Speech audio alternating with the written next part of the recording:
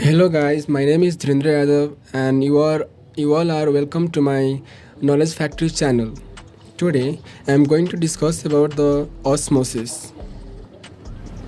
I know we all are known about this term, but it is very confusing term toward the diffusion in comparison to diffusion.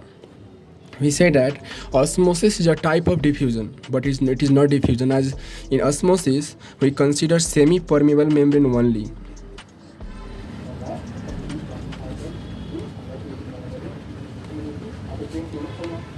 Semi-permeable membrane only, as well as it is applicable only for solvent. It is applicable only for solvent. Here osmosis can be defined in various terms. For example, it is the movement of solvent from solvent from its high concentration to low concentration. From high concentration to low concentration. In terms of solid, we can say that in terms of solid, low concentration to high concentration. Also, we can say that from in terms of concentration, from dilute solution to concentrated solution. That is, osmosis is defined as the movement of solvent from its high concentration to low concentration, or the movement of solvent from lower concentration of solid to higher concentration of solid, as well as from movement of solid from dilute solution to concentrated solution. We might be thinking about why this movement occurs. This movement occurs due to osmotic pressure. But before this osmotic pressure, I would like to discuss about the types of membrane and types of osmosis. So let's discuss about the types of membrane. The types of membrane. The first membrane that is permeable. Permeable. What do you mean by permeable? Permeable means which allow all types of ions, molecules, particles of any size to pass through them easily. That is cell wall. Now, impermeable. In impermeable, it does not allow all types of particles or solids to pass through them. It may be usually for, sometimes only, it may be usually for gases only, but instead of gases, none of the other particles can pass through them. This is cutinized or suberized membrane. Now, semi-permeable. Talking about semi-permeable. Semi-permeable means which allow the particles, that is not all the particles, only solvent to pass through them. That is semi-permeable. Allow only solvent to pass. An example are animal bladder, egg membrane,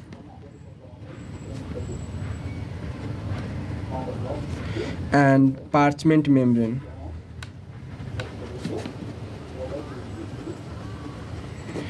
Parchment membrane. Now another one is the selectively permeable, or we can also say it differentially permeable.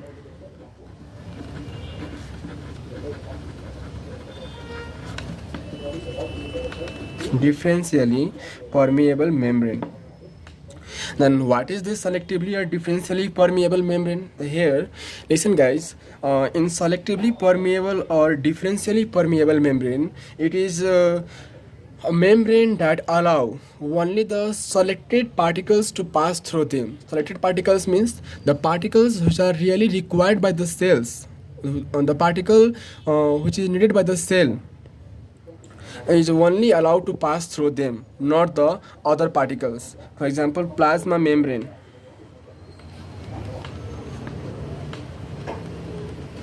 Tonoplast.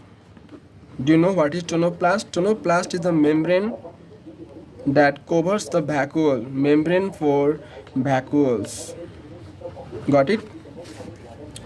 Now we have come to the types of membrane. Now let's talk about the types of osmosis. Types of osmosis. In types of osmosis, there is exoosmosis and endoosmosis. And endoosmosis. Then it will be better to understand from the diagram view instead of theoretical. Let's draw a diagram. These are the two beakers, beaker A and beaker B. Here is a cell sap and here is also a cell sap.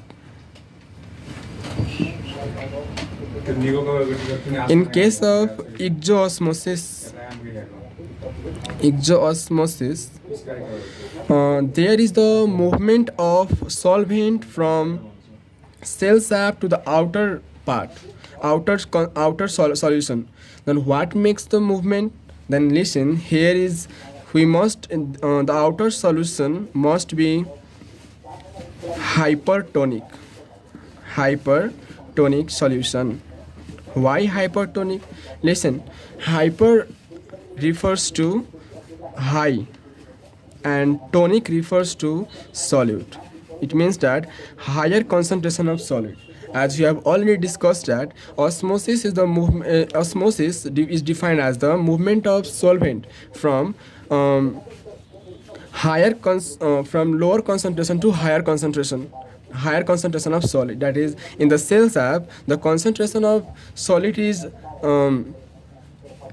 less, but in the outer external solution the concentration of solid is high, due to which osmotic pressure is high, osmotic pressure difference is high, osmotic pressure gradient is high, and thus there's a movement of solvent from cell sap to the hypertonic solution. So the condition required for the exoosmosis is the cell sap or any particles must be kept in the hypertonic solution.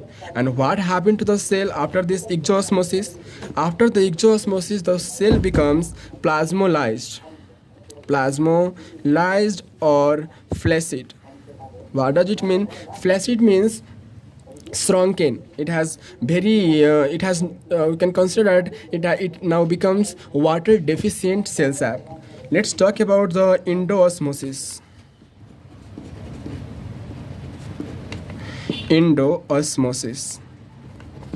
What is endoosmosis? As we have defined exoosmosis, that the movement of solvent from from the lower concentration of solid to higher concentration of solid. In the same way, endo means inside. There is a movement of solvent from inside. Then what makes the movement of solvent inside? The outer concentration of substance must be hypertonic solution. Hypotonic solution.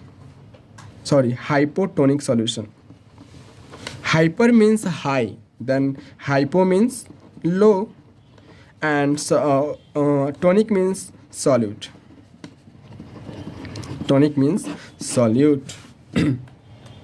These are the exoosmosis and endoosmosis. These are the type of the osmosis. Here we can also consider one thing, that what happened to the cell after endoosmosis. Endoosmosis means movement or passing of water from outer concentration of solution to the inside. It means that the cell has high amount of water which makes it turgid. Turgid means like a balloon which is filled with air. In the same way, cell sap which is filled with water.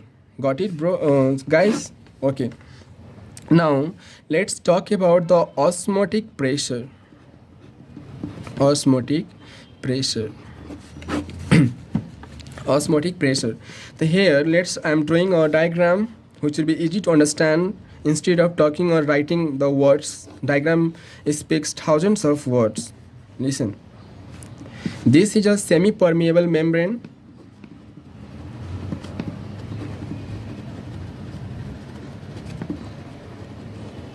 This is the semi-permeable membrane, and we can see here is the water with very less concentration of solute. These are the solute. This is dilute solution or pure solvent, we can also say that.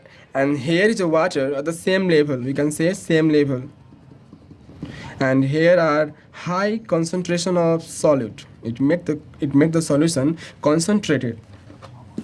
Here the presence of high number of solute in this solution, it exerts osmotic pressure and attract due to which the water or solvent present in this region flows toward here, has a movement toward from B to A. It has a very important significance, as we know that in most of the region where there is lack of water, or people are not affording water, the waters are supplied from the river or lakes, like in Kathmandu, a city of Nepal. There is a very scarcity of water, and people get the water which is very dirty, or you can say that it's very muddy. Then we must need to purify it. Then how it is purified? Listen, osmotic pressure is also defined as the pressure which prevent the movement of solvent from this B to A. What does it mean? It means that if we apply the pressure which is causing the solvent to move from B to A is osmotic pressure, and if we apply the same amount of pressure from at this region that cancel the osmotic pressure, then we can also say osmotic pressure is also defined as this, the pressure which prevent the osmotic pressure.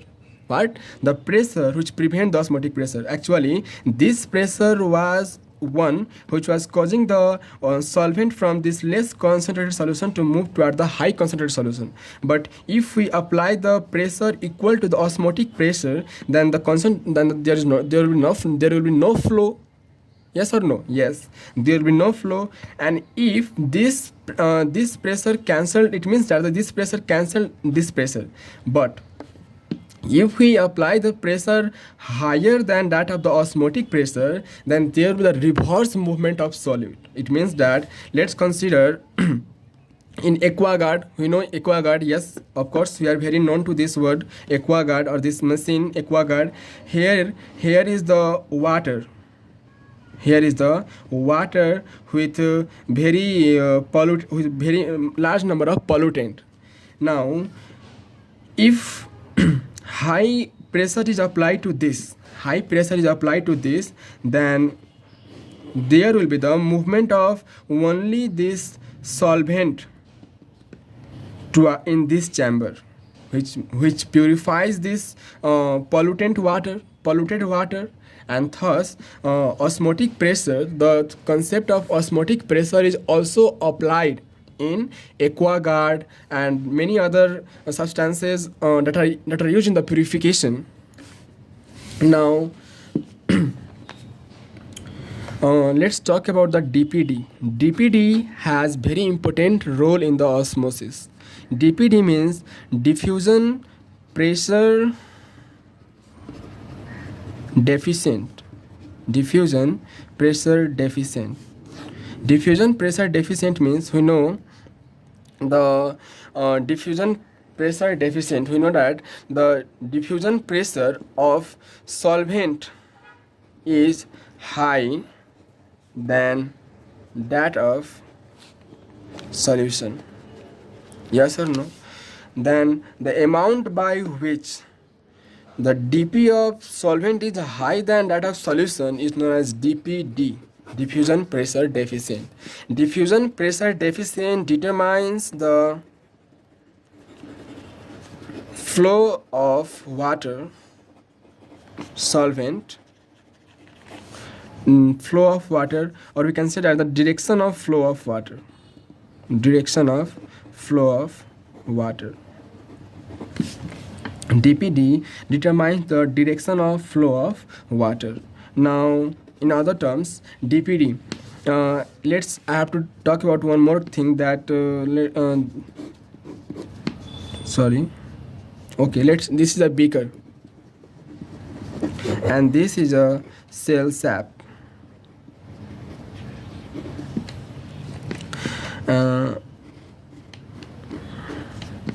This is cell wall, this is plasma membrane. Then when it is this is a hypertonic solution.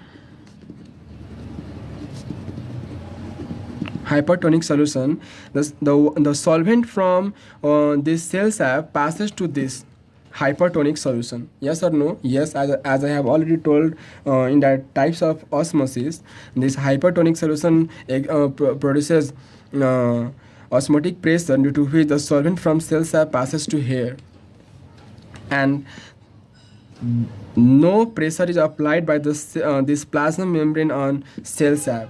If this is a hypotonic solution,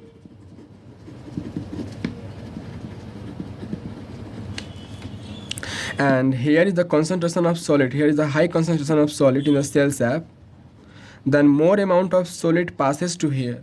On passing here, this is protoplast. The expanded protoplast comes in contact with the cell wall, due to which this expanded protoplast exerts pressure on this cell wall. That pressure is called Torgor pressure. We can define it as the pressure exerted by the expanded protoplast on the cell wall is known as Torgor pressure. Then simply we have an equation dpd is equals to what? dpd is equals to osmotic pressure minus Torgor pressure. dpd is equals to osmotic pressure minus Torgor pressure. Now let's see how this dpd for equation works in the osmosis. Let's consider 4 turgid cells. Turgid cells means that have high turgid cells refers to high amount of water or solvent is present in them. Then dp is equals to op minus tp. Yes. Then in the turgid cells or normal cells, the dp is equals to tp. Understood? op is equals to tp, that is osmotic pressure is equals to tp pressure in normal case for turgid cells. It means that the pressure applied by the that osmotic pressure and Torgor pressure are equal and cancel each other in a normal cells. At that condition dpd is equals to 0. So less value of dpd means high concentration of solvent, whereas less deficiency of water.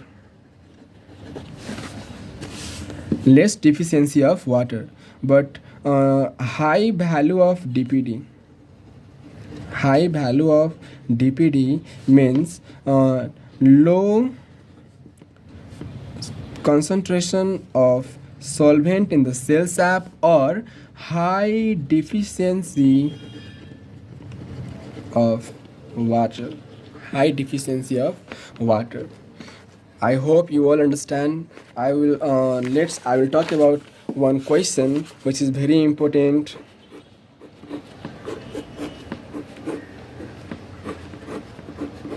This is cell A, this is cell B, this is cell C. The dpd value of it is 0, dpd value of it is 10, and dpd value of it is 20. as we have already discussed, less value of dpd means less deficiency of water. Less value of dpd means less deficiency of water, and high value of dpd means high deficiency of water.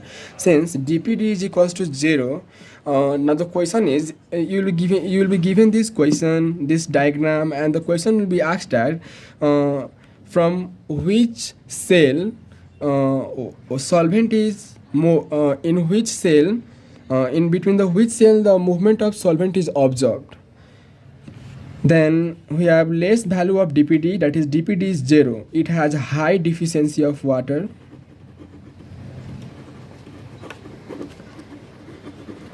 And now in case of b and c, dpd for b is less in case of b and c, so deficiency of water is high in c.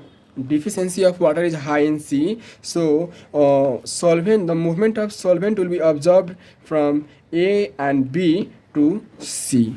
I hope you all have understood the concept of osmosis. Please like, subscribe and share as you can. This is my first video. I will try to post new and more videos. I hope you will understand. If you have understand, then please give me comment and write the comment about the topic which you are confused on. I will definitely try to make a video on it. Thank you guys.